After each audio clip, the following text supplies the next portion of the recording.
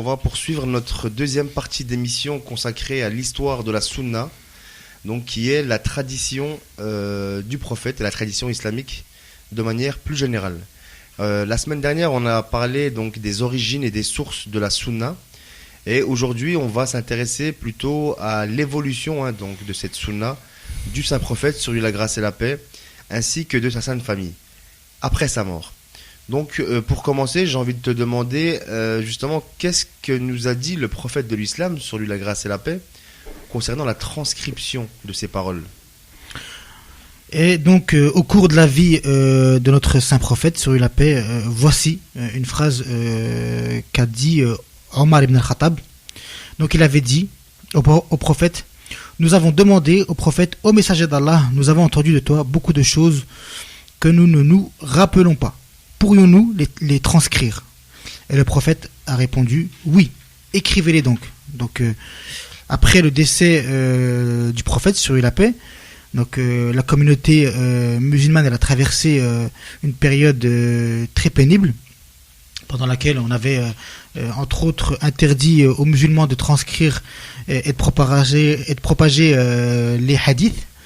Et le premier à avoir pris cette initiative, malheureusement, c'est Abu Bakr, lorsqu'il accéda au pouvoir califal. D'accord, alors ensuite on peut s'intéresser à savoir justement quelles sont les principales raisons de cette interdiction. Bien sûr, les savants du hadith, donc ils ont tenté de rechercher les motivations de cette interdiction, et ils ont avancé plusieurs raisons. Donc on va les expliquer chacune. Donc la première raison, c'est qu'il y aurait un intérêt quelconque qu'auraient trouvé Abu Bakr et Omar, donc les deux premiers califes, pour cette interdiction. Ensuite, on a avancé une autre raison, c'est la crainte de voir le Coran abandonné au profit du hadith. Donc ça, c'est une seconde raison. D'accord. Ensuite, on a avancé la peur des confusions qu'il peut y avoir entre le Coran et le hadith. Donc il y en a plusieurs, mais celle qui nous intéresse le plus, celle qui est le plus plausible, on va dire, c'est l'empêchement de la propagation des mérites des Ahlul Bayt, de la famille du prophète, mérites dont la propagation, elle aurait conduit à s'interroger sur la légitimité du calife Omar et d'Abu Bakr. D'accord, très bien. Donc par rapport à ces premières raisons, à ces principales raisons, pardon. Alors maintenant, on va s'intéresser à savoir justement quelles sont les conséquences de cette interdiction, parce que j'imagine qu'il y en a eu, et certainement des néfastes. Bien sûr, il y a eu des conséquences terribles, et aujourd'hui on en voit le fruit, hein. On en voit les conséquences jusqu'à aujourd'hui.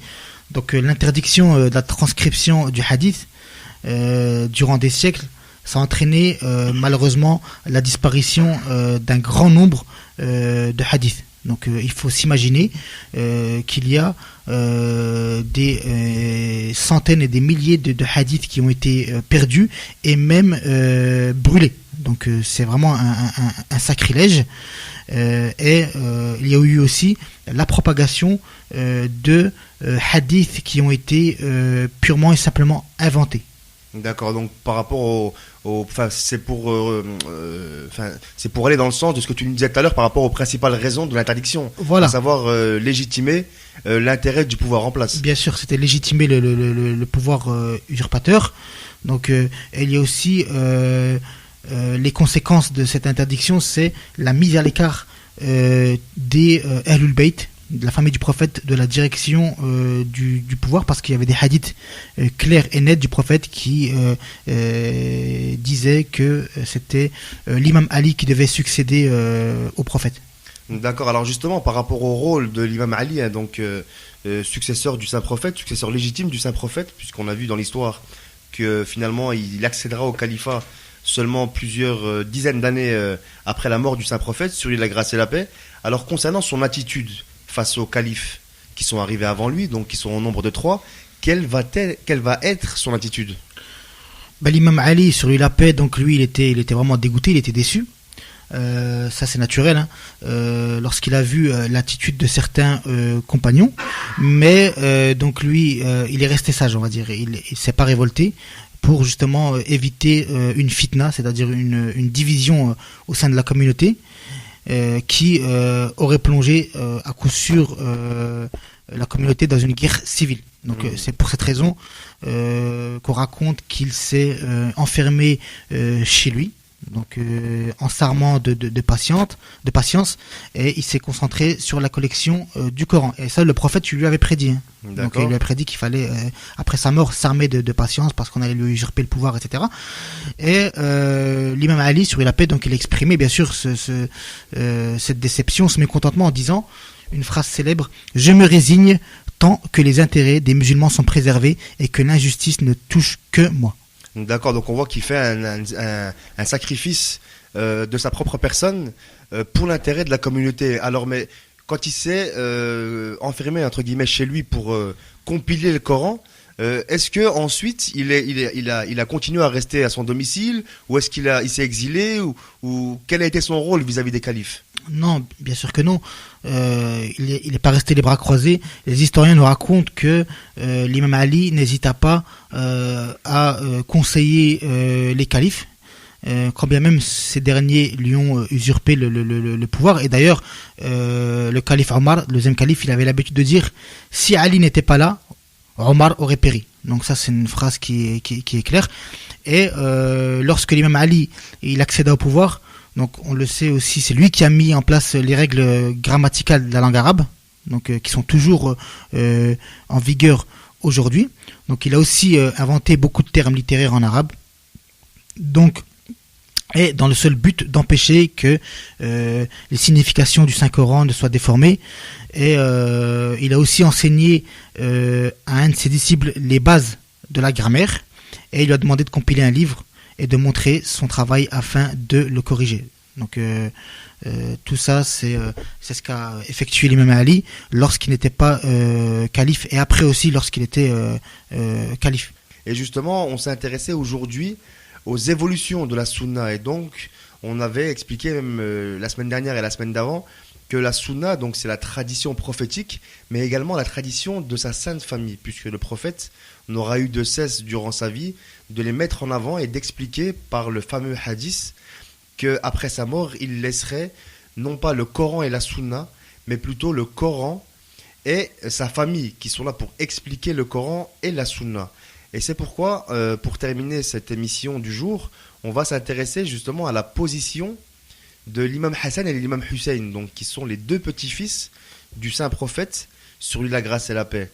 Donc le prophète qui disait d'eux qu'ils étaient les deux maîtres de la jeunesse du paradis. Donc c'est pour montrer à quel point ils ont un rôle important dans la tradition et dans l'histoire islamique. Alors justement, par rapport à ces deux personnes, ces deux imams, donc qui sont Al-Hassan et Al-Hussein, quelle est leur position vis-à-vis de tout ce qui s'est passé et de l'usurpation du califat contre leur père? Donc on avait déjà expliqué un petit peu ce qui s'était passé lors de nos émissions précédentes. Donc ce qu'il faut savoir, c'est que les imams Al-Hassan et l'imam Al-Hussein, alayhim salam, sur la paix, donc ils se sont opposés respectivement au gouvernement Omeyyade, à savoir Muawiyah, puis par la suite son fils Yazid. Donc comme on le sait, l'imam Al-Hassan, sur la paix, il a dû rédiger un traité de réconciliation avec Muawiyah pour sauvegarder la tradition de l'islam, parce que ce qu'il fallait savoir, c'est que l'islam à cette époque, elle a failli ne plus exister. Et les musulmans à cette époque de l'histoire, ils ne comprenaient plus les objectifs basiques de l'islam, donc à savoir établir la justice et la paix sur terre et développer une civilisation. Tout ça, ils avaient complètement oublié. Parce qu'on peut rappeler, excuse-moi de te couper, on peut rappeler que ça se passe à peu près 50 à 60 ans après la mort du prophète. Donc c'est vraiment proche de la mission du prophète sur la grâce et la paix. Voilà. Et ce qu'il faut savoir, c'est que les Omeyyades avaient une haine féroce à l'égard du prophète et de sa sainte famille. Et lorsque l'imam al-Hassan il a vu ce décalage de la part des musulmans, il n'avait pas d'autre choix de signer ce traité de paix. Et comme on le sait, Muawiyah il n'a pas respecté ce traité de paix et cette école qu'a fondée l'imam al-Hassan, donc elle avait hérité de son grand-père, le messager de Dieu, et de son père l'imam Ali. Et cette école elle a porté ses fruits, puisqu'elle a fait sortir de ses couloirs de nombreux savants et de rapporteurs de hadith tels que Al-Hassan al-Muthanna et Al-Musayyab ibn Najia. Donc le savoir de l'imam al-Hassan il était grand, donc et ce n'était pas la seule source d'inspiration de ses disciples. Donc l'imam al-Hassan il avait une conduite irréprochable. Donc c'était calqué sur celle du prophète, on peut dire. Voilà, c'était un homme parfait par excellence. Donc sa conduite dans la vie quotidienne l'était tout autant, et c'était la photocopie, comme tu l'as dit, du saint prophète sur la paix. D'accord. Alors quelle a été la position justement de leurs fidèles, de leurs partisans, de leurs compagnons à cette école de pensée qui est l'école Ahl al-Bayt, héritière de la tradition prophétique? Donc son action elle a permis bien sûr de maintenir en vie la tradition du prophète, et même si les Omeyyades ils l'ont reconnu, ils ont reconnu tout ça, et il y a un dirigeant Omeyyade qui est célèbre, qui s'appelle Amr ibn al-As, qui avait dit: Al-Hassan a fait revivre la mémoire de son père, il a commandé et il a été obéi, il a formé des adeptes, ce qui pourrait l'amener plus loin. Donc ça c'est le témoignage d'un ennemi du prophète et de sa famille. D'accord. Alors peut-être un mot de conclusion sur l'imam Hussein, peut-être en guise de fin, comme on pourrait dire de prolongateur, je ne sais pas si le mot existe, mais de celui qui a prolongé la sunna de son frère, de son père et de son grand-père. Bien sûr, l'imam al-Hussein alayhi salam. Donc lui il a poursuivi le mouvement de son frère, de son père et de son grand-père. Donc lui il a poursuivi le mouvement de contestation, et il a refusé de prêter serment d'allégeance au débauché Yazid, qui était le fils de Muawiyah. Donc qui était calife illégitime à ce moment-là. Voilà. Donc et il est allé jusqu'au martyr, comme on le sait, à Kerbala, pour sauver la tradition de son grand-père, le messager. Et il avait dit une phrase célèbre: je ne me suis pas soulevé de gaieté de cœur, ni par arrogance, ni dans l'intention de semer la corruption, mais pour réformer la religion de mon grand-père et de mon père, pour commander le bien et interdire le mal. Allahumma inni as'aluka wa atawajjahu ilayk binabiyyika nabiyyir rahman محمد صلى الله عليه وآله